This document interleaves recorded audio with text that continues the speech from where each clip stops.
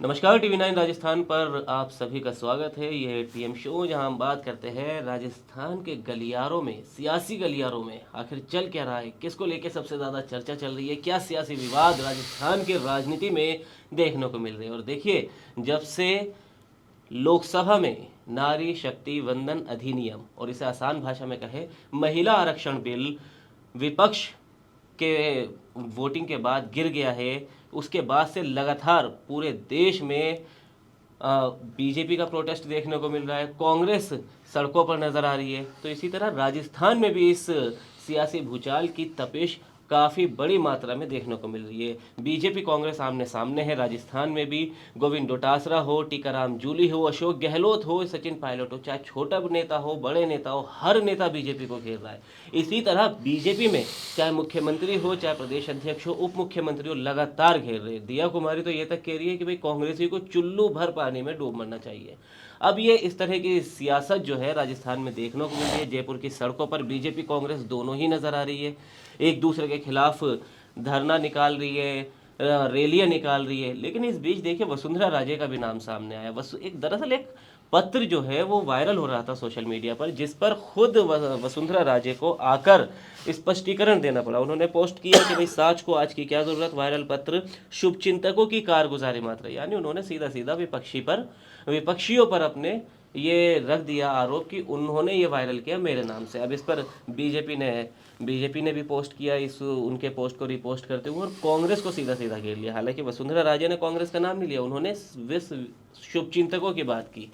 तो अब वही समझेंगे, आज के 8 PM शो में वही चर्चा करेंगे पुष्कर सर के साथ कि आखिर नारी शक्ति वंदन अधिनियम पर सियासत क्या और आगे भी देखने को मिल सकती है, या फिर ये मुद्दा 1-2 दिन में सिमटता हुआ नजर आएगा, और इसके सियासी फायदे क्या बीजेपी को मिल पाएंगे या कांग्रेस इसको भुना ले जाएगी। क्योंकि कांग्रेस भी पूरी तरह आक्रामक नजर आ रही है, जयपुर से लेकर दिल्ली तक।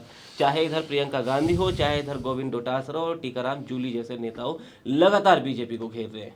सर, बिल्कुल, अभी आपने बयान भी सुनवाए और सारा किया, लेकिन एक बात आपको समझनी होगी कि 2023 से और सितंबर 2023 से और आज अप्रैल 2026, 30 महीने होते हैं जी। ये मैं इसलिए नहीं कह रहा हूं कि विपक्ष इस मुद्दे को उठा रहा है। सरकार को अगर ये काम करना था तो तभी करते। बिल्कुल, जो कांग्रेस आरोप लगा रही है। कांग्रेस आरोप नहीं लगा रही है। जब आपको 2011 की परसीमन से करवाना था तो वो 2023 में ही हो जाता ना फिर। बिल्कुल। और 2024 में लोग चुन के आ जाते। भाई वो सीटें, दरअसल इसमें 2-3 मुद्दों पर बीजेपी पीछे मतलब बहुत बड़ा काम करते हुए नहीं दिखाई दी थी इस बिल पर। इस समय बस उसको लाना था, जैसा जानकार या आप समझेंगे, क्योंकि बीजेपी ने इसको नोटिफाई कब किया? 16 तारीख को रात 10 बजे जी। अगर इसी में संशोधन करना था तो 16 तारीख तक पहले कभी कर देते। 2023 से पास था, जी। क्यों नहीं नोटिफाई किया? सर, बस आपकी बात बीच में रोक के सिर्फ मैं एक नंबर गेम समझना चाह रहा हूँ, जिससे दर्शकों को भी सही बात समझ आ जाए कि भाई 2024 से पहले क्या नंबर गेम था, और अब 24 के बाद जब ये अब आया तो नंबर गेम क्या नहीं, नंबर गेम तो हमेशा जरूरत पड़ती। 3/4 2/3 बहुमत था ही नहीं। कौन तब नंबर चाहिए होते हैं ना सर। हाँ, तब नंबर, बट ऑब्वियस है कांग्रेस 50-50 पे थी, अब समाजवादी पार्टी तब 5 पे थी जी। और इसलिए मतलब बीजेपी चाहती इस समय, मतलब मालूम था शायद ये सियासत की मांग है जी। क्योंकि इस समय इसको मेरी समझ से इसलिए लाया गया कि ये बताया जाए कि हम जो ला रहे हैं नारी, उसमें साउथ और नॉर्थ की सीटों का कोई असर नहीं पड़ने वाला है। दोनों जगह चुनाव थे, केरल में चुनाव था, तमिलनाडु में चुनाव था। आपने देखा होगा 16, 17, 18 तमिलनाडु के सांसद ब्लैक कपड़े पहन के आए 3 दिन, मतलब 2 ही दिन चला सत्र। तो कुल मिला के ये एक तरीके से मतलब वाहवाही लेने का मतलब था। इसीलिए प्रधानमंत्री ने देखा नहीं, अपने रात में 8:30 बजे संबोधन किया शनिवार को। वो क्यों, आप ये बताइए ना, आप तो उस बिल को भी नहीं लागू कर पाए ना, कृषि कानून आपने वापस ले लिए थे ना। तो मुझे लगता है एक सर्वसम्मति बनाकर किसी तरीके से अगर पहल की जाती तो महिलाओं को वाकई में, कांग्रेस को भी मैं यहाँ पे कहूँगा कि वो अब ओबीसी ओबीसी कर रही है लेकिन ओबीसी को हक नहीं मिल रहा है, ये नहीं दे रहे, तो आपके समय में जब सरकारें रहीं तो उन्होंने ओबीसी को क्या, इसीलिए कुल मिला के दोनों पार्टियां, सत्ता पक्ष और विपक्ष, देखिए सत्ता पक्ष को ये बहुत बड़ा काम करे तब भी विपक्ष साथ नहीं आता है ना, वो इफ एंड बट के ही साथ आता है। जब मुझे याद है लिबरलाइजेशन का दौर था 91 में, नरसिम्हा राव की सरकार बनने के बाद मनमोहन सिंह ला रहे थे, तो इसी सबका विरोध हो रहा था कि विदेशी इन्वेस्टमेंट नहीं आना चाहिए, आज उसी की वाहवाही है। तो तब बहुत दिन संसदें नहीं चली। ये एक प्रक्रिया है कि जब सरकार कुछ ऐसा कर रही होती है तो विपक्ष उसमें अपना काला टीका लगाने की जरूरत है।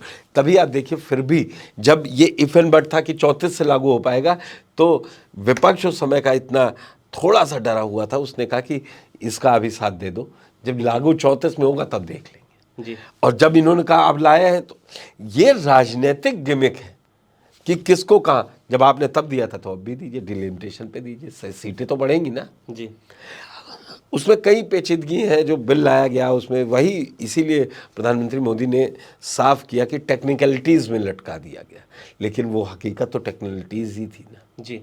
तो ये दोनों तरफ से एक तरीके से माहौल बनाने की बात है, चुनाव है। और नहीं सर, क्या साफ मैसेज नहीं जाता कि अगर सरकार जो 2023 वाला बिल था, जिस तरह प्रियंका नहीं गांधी, तो वो तो चाहा नहीं ना, अगर वो चाहा नहीं ना, वो तो विपक्ष ज्यादा घिरता, विपक्ष घिरता नहीं घिरता, अगर तब भी विपक्ष ने कहा था कि 334 से एक क्यों लगा रहे हैं आप, कि जब पर डिलिमिटेशन, पहले सेंसस होगा फिर डिलिमिटेशन होगी उसके बाद इसको लागू करेंगे जी। तो फिर अब इतनी जल्दी क्या आ गई जी। तो इसको सियासत है और जनता को समझने दीजिए, इस पर टिप्पणी ज़्यादा ठीक नहीं है। बिल्कुल। तो देखिए अभी फिलहाल राजस्थान की सड़कों पर लगातार इसको लेकर सियासत देखने को मिल रही है। बीजेपी और कांग्रेस एक दूसरे पर आक्रामक है, छोटे दल भी इसमें कहीं पीछे नहीं छूट रहे, वो उनके भी लगातार बयानबाजी आ रही है। अब चाहे वो हनुमान बेनीवाल हो या आरएलपी हो, हालांकि आरएलपी के इसमें कोई खास उसमें इंटरेस्ट नहीं ले रही है आरएलपी, चाहे राजकुमार रोत हो, हालांकि हनुमान बेनीवाल का इस पर बयान आया था और उन्होंने भी बीजेपी के खिलाफ ही बयान दिया था, उनको घेरा था बीजेपी को। अब हनुमान बेनीवाल अपनी सियासत में फिलहाल लगे हैं, लेकिन बीजेपी और कांग्रेस राजस्थान में एक साथ, एक आमने सामने बिल्कुल नजर आ रही है। तो अब क्या सियासत होगी महिला आरक्षण पर, आगे सब आपको टीवी9 राजस्थान पर बताते रहेंगे।